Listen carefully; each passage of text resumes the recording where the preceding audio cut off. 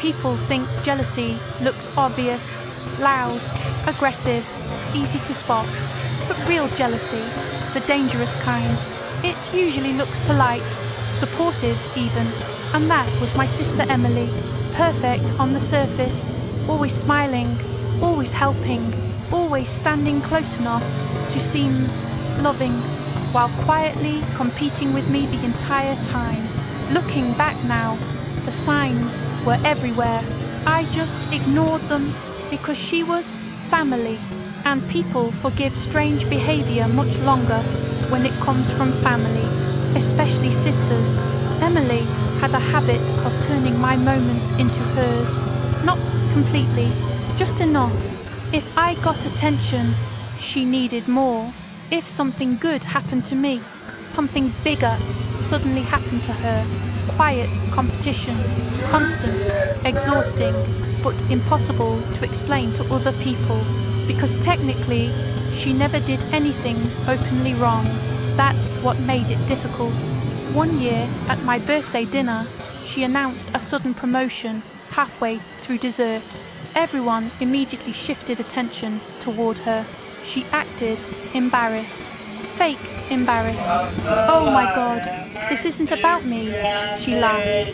But somehow, it always became about her anyway.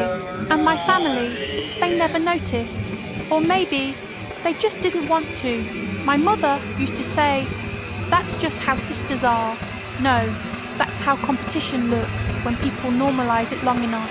Still, I kept the peace for years because weddings were supposed to be different, important enough for old behaviour to stop. At least, that's what I hoped. I was wrong.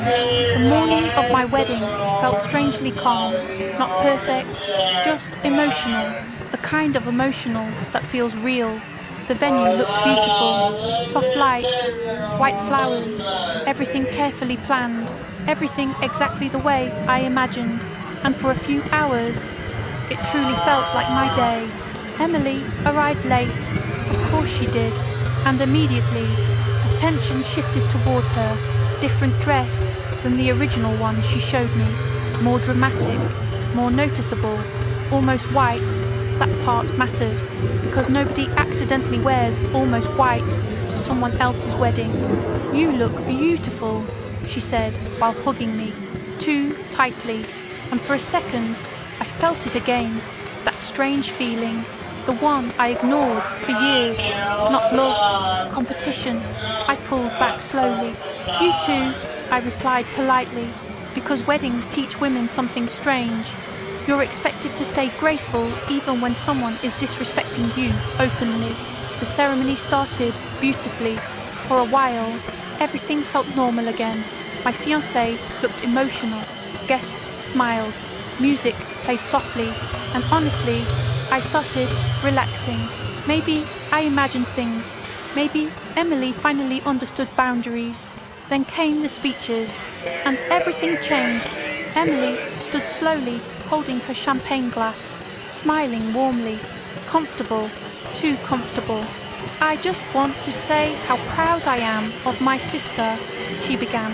People smiled immediately. Of course they did, because she sounded supportive, perfect. But then, small things started slipping into her speech. Tiny comments disguised as jokes. "She's always been emotional. We honestly wondered if this day would ever happen. Luckily, Ryan is patient." Everyone laughed lightly, except me, because I recognized what she was doing immediately, undermining, quietly, publicly, the same thing she'd always done, just prettier. Ryan squeezed my hand gently under the table. He noticed too. That mattered, because for once, I wasn't imagining it alone. Emily smiled wider as the room relaxed, and suddenly I realized something terrifying.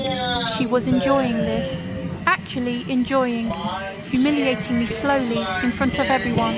Then she said something that crossed the line completely. "You know," she laughed softly, "Ryan actually used to call me first when you two fought." Silence, small, but noticeable. I looked at Ryan immediately, confused. His expression changed instantly. Not guilt, shock, real shock, because he never told her private things like that, ever, which meant one thing: she was lying, publicly, on purpose. And suddenly, I understood exactly what this speech was. Not celebration, sabotage.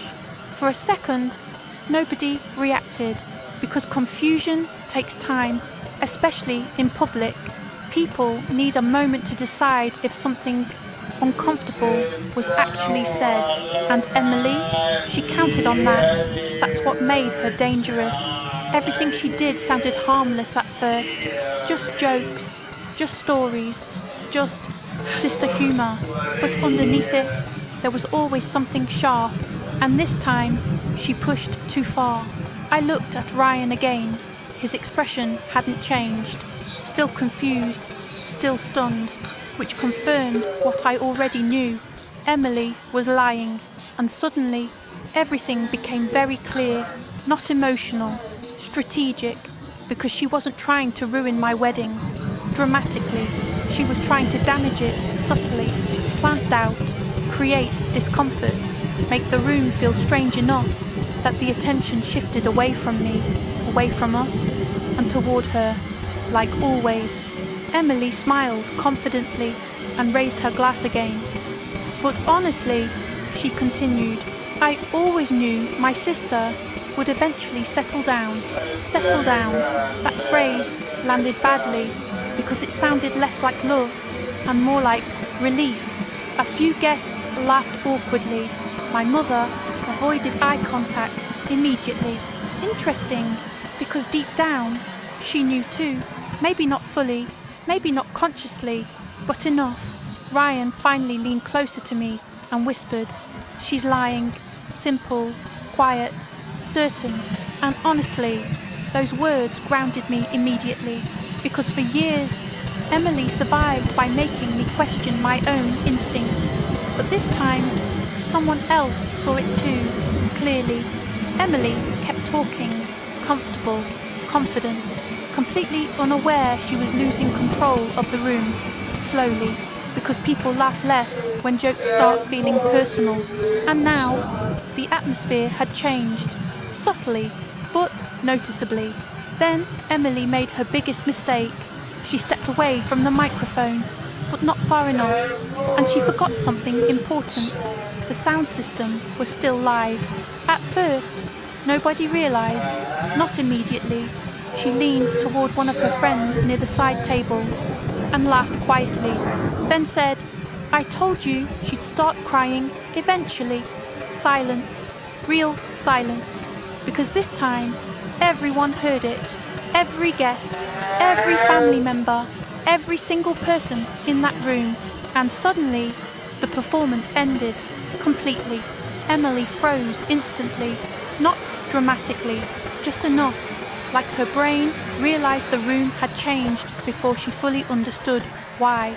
Then slowly, she looked up and saw everyone staring, not smiling anymore, not laughing, just staring, because masks only work until truth slips through accidentally. What? She said, quickly, too quickly.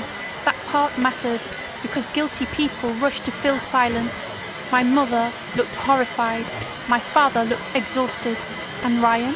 Ryan looked angry, not confused anymore. Angry. You think humiliating her is funny? He asked coldly. Emily laughed nervously. Oh my God, it was a joke. Of course. That word always comes next. Joke. The emergency exit for cruel people, once consequences arrive.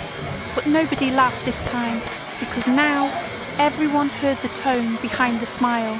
And once people hear that tone, they can't unhear it. Looking back now, that moment changed something permanently. Not because Emily got exposed, because for the first time in my life, I wasn't alone in seeing her clearly. That matters more than revenge ever could. Emily looked directly at me then, like she expected me to rescue her somehow, fix the awkwardness, protect her image, the same way I always had before. But I didn't, because suddenly I understood something important. Silence protects manipulative people, and I was done protecting her. You've been competing with me for years, I said quietly. The room stayed completely silent, because truth sounds louder in public, especially after people finally recognize it. Emily shook her head immediately. That's ridiculous. No, I replied calmly. What's ridiculous is pretending this speech was about love. That landed hard, because deep down, everyone already knew it.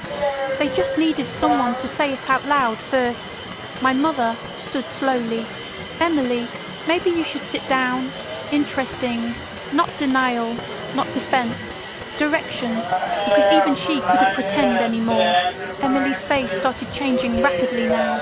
Embarrassment, anger, panic, because manipulative people rely heavily on controlling perception. And once perception slips away, they unravel fast.